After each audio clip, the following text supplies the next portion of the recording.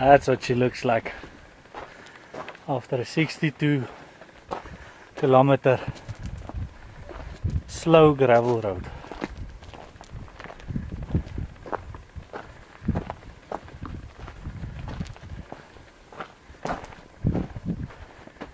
Absolutely beautiful.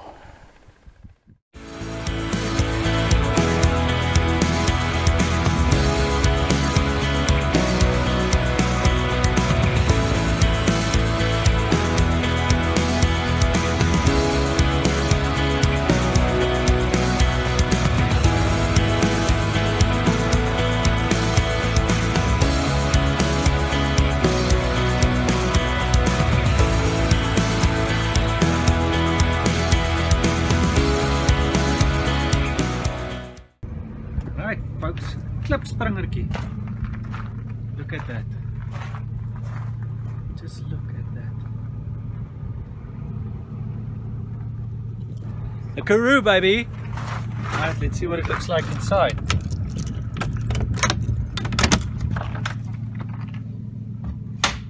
Ooh, isn't this just inside braai? Chairs for a living area, fridge, double door fridge, some 4x4 books in case you want to fresh up on your 4x4ing. Look at this table, stove, pots, warm water, microwave. Let's have a look. This is the facilities. Awesome decor. Shower with a seat. Then the main bedroom. There's a fold open chair. Huge bed. And a closet for you to put stuff in. Put your clothes if you're going to be staying for an extended while. Folks, that's it. That's all you need.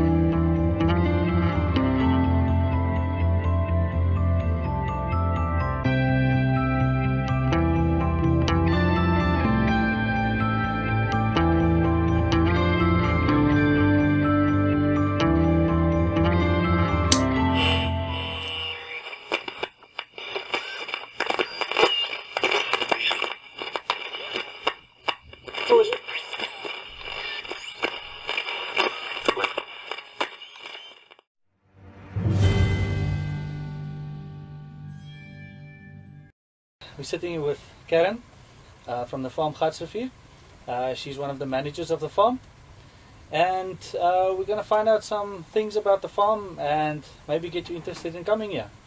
Yes. Good evening, Caron. Hello, good evening.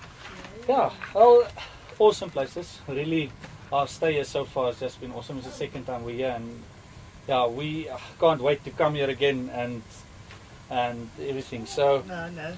yeah, so let's first thing, what is the best times to come and visit? Everybody's got an impression that in the Karoo it's as hot as that, and so stay away from January, stay away from February, and it's not actually like that. Each season is special on its own. Obviously, your more popular seasons are March right through to December. January is not that hot. We average about 38. And then February as well. And then obviously it starts cooling down, March, April. And then our winter is fairly cold. That's why we have the houses instead of the campsites. All right, so yeah, the houses are probably more popular in winter. More popular in winter, that's right. All right, accommodation options? Yes, lovely, very versatile. We have 5, we call it self-catering cottages, and fully equipped, beautifully equipped with everything. You just need to bring your own towels, that's it. We provide wood on the farm, so there's always an ample supply of wood.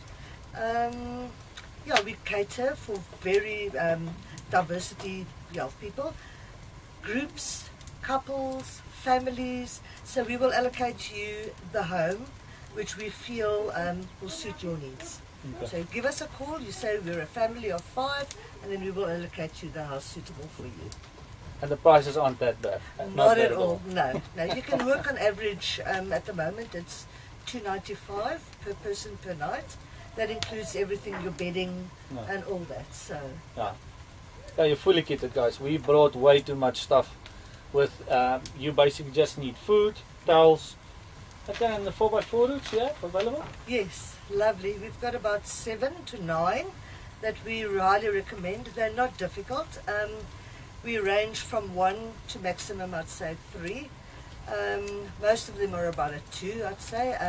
Very capable for the newcomer here who wants to try and explore his vehicle without damaging it. So yeah, we've got one that's fairly tough, which we would supervise, obviously. But really, very scenic. Some are short, some are about 3 hours long, so you can choose which one you would like to do. So Caron, you mentioned something about the campsites. Can you elaborate for us a bit on how that works? Yes, that's actually a very popular feature that we have to offer here. We have 20 sites available. We work on an average of about 6 persons per site. Also, very large sites and very vastly spaced. So nobody feels that they are on top of each other if there are a few groups coming in. So you've got total privacy, lots of trees, you don't have to worry about being caught in the sun. Each campsite has got sprayers from the trees and which cools down.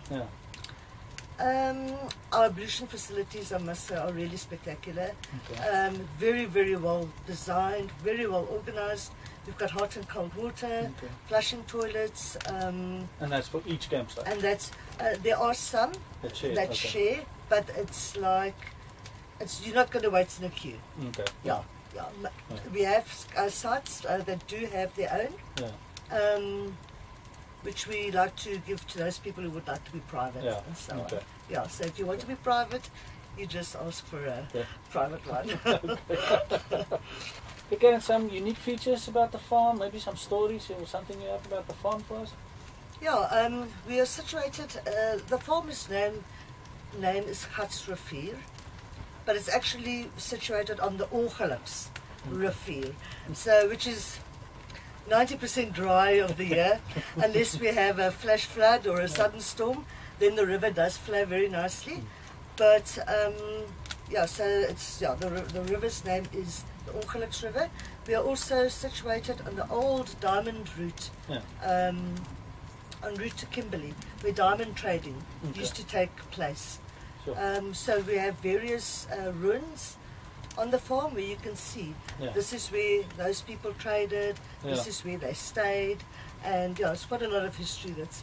we've also seen quite a few just taking some of the routes. You see them and you can see it looks like almost like little encampments, some places, and some they have fallen flat, but you can still see the stones laying there. That's right, nice. Yes. We've tried to preserve as much as possible, so we don't want to break it down, we want to leave it there for the people that come, just to let their minds go, you know, a couple of years ago. So, it's nice. And folks, remember that, when you come here, leave it as you found it. Don't go riding off the routes, don't go and walk and move stones and stuff. Leave it as you found it for the next person. That is what this eco driving is all about. Okay, so future plans for the farm? Yes, we do. We're trying to entice cyclists and walkers to come this way, because it's there's so much open space, you know, that you can really use. We've got 2 outlet points that we're trying to combine. It's an average of 36 kilometers, which will be quite a nice challenge for the walkers.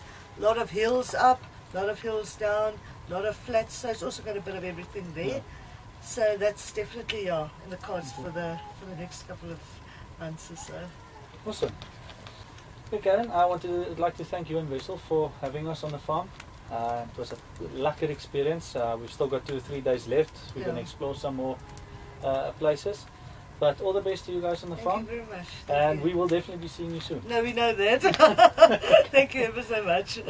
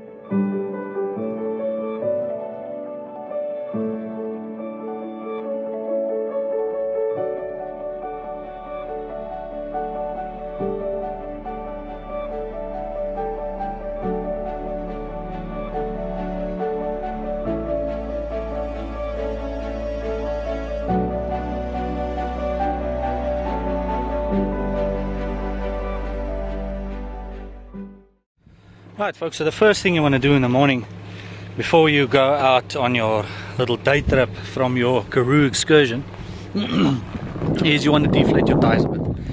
Now yesterday we arrived here, we deflated to about 85% because we were doing a medium fast gravel road, so I deflated that down to 85%, and this morning I'm going to deflate it down to, I'm taking some guesswork and I'm saying I'm going to work around 60% for this little excursion we're going to have. We're going to do the windpomp route. Alright, so yeah, I've done the other 3. Just going to do the last one quickly and then we're off.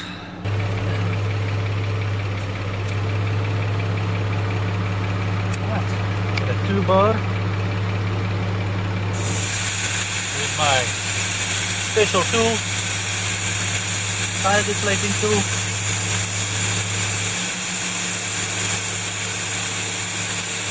Just by the by, 60% on this tire and on this vehicle looks about to 1.5, 1.6. Taking it to 1.6 for now. And as we progress, we'll have a look and see how our traction is compared to our progress.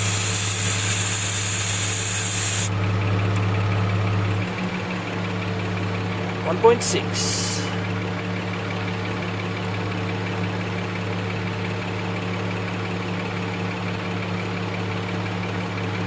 Alright, let's go! Karoo, baby! Woo!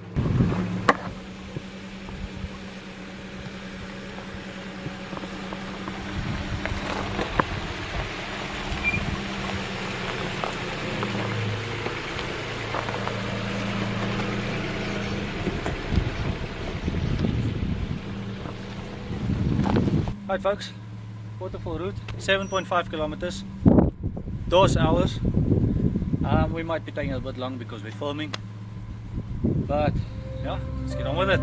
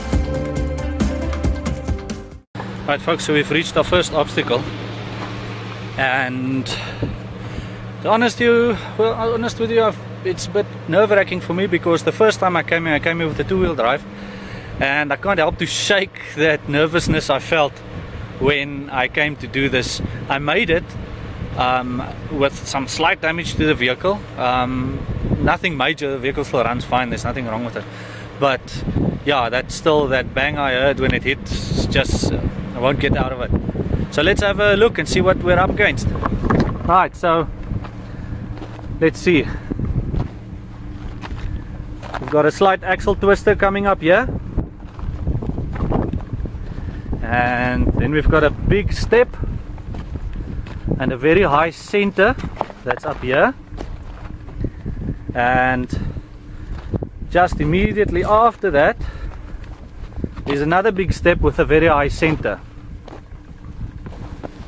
Alright folks, so up to this point there's nothing hectic, but this is our first step. Now I can either go straight across it and have the little axle twister, and because it's independent suspension, when it comes down it will want to dip, and then have the belly of the car hit the center man here. Alright, so what I'm opting to do is to move a slightly bit to the right, have both my wheels on the high ground, climb over it, and then we'll have a look and see how we tackle the next step.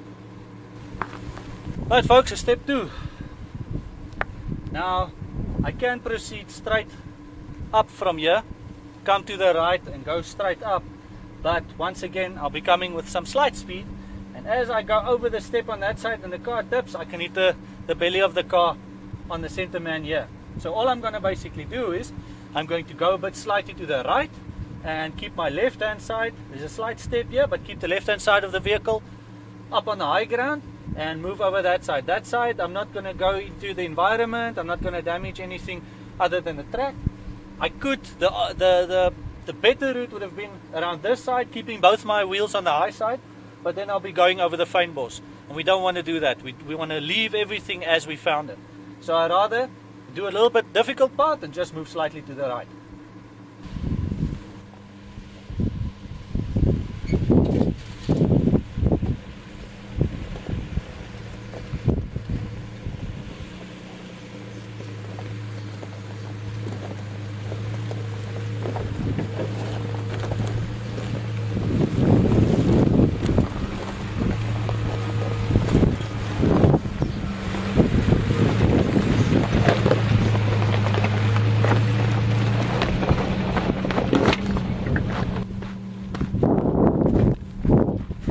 Easy folks, car maybe kicked once or twice, wasn't really struggling, and made it up there quite easy. Thing to remember, always you find a little bit of obstacle that looks a bit rough for you, get out the car, take a walk, have a look, and when you do that you actually see what the terrain is like. Sitting behind the steering wheel driving some terrain, it's hard, most of it, then when it's flat and so when you know you've done them hundreds of times before, then it's a different story, then you know you can tackle that. But with something like this, for instance, there might be something in the rocks, there might be something under the bush. Always get out, take a walk, walk the whole obstacle, make sure you've got your route planned out from bottom to top. Don't just work out to halfway and then you have to stop, and then you lose that momentum if you needed it to go up the rest of the route. Keep that in mind. Right, let's see what the next obstacle is.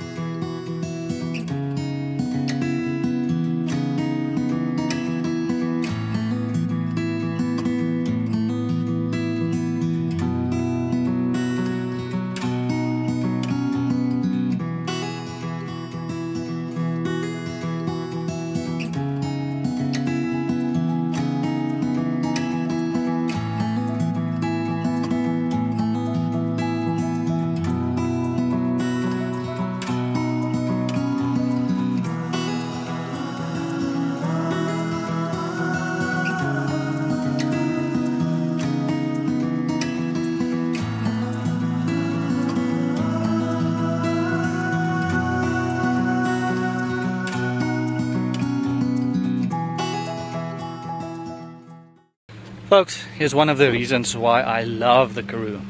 You always get these little nuggets of just awesomeness, just laying around somewhere in the middle of nowhere. Have a look at this. Isn't that just beautiful? This little pink bush in the middle of this wide expanse. Nothing else around it as colorful as this.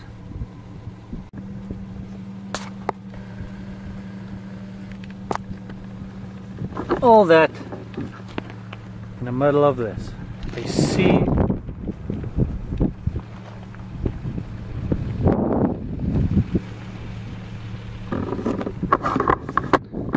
full of no flowers. It's just amazing.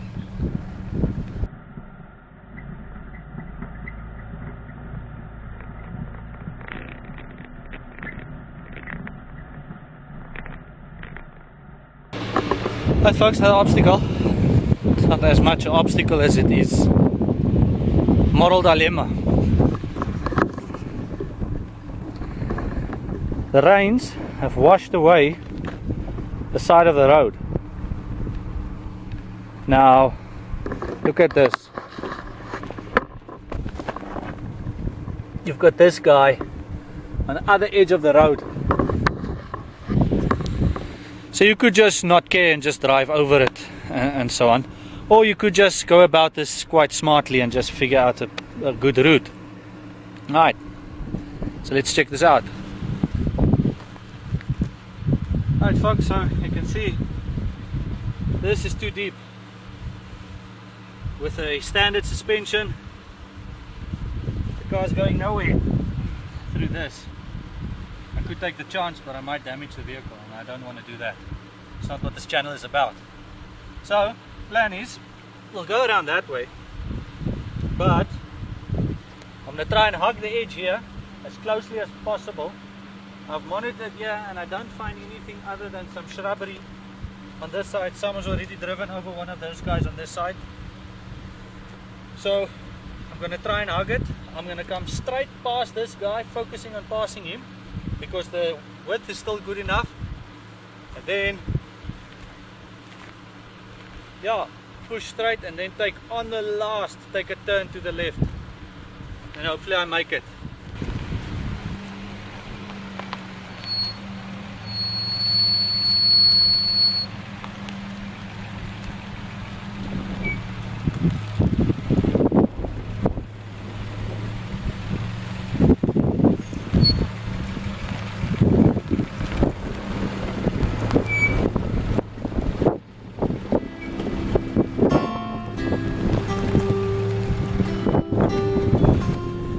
As you'll notice, that was pretty close.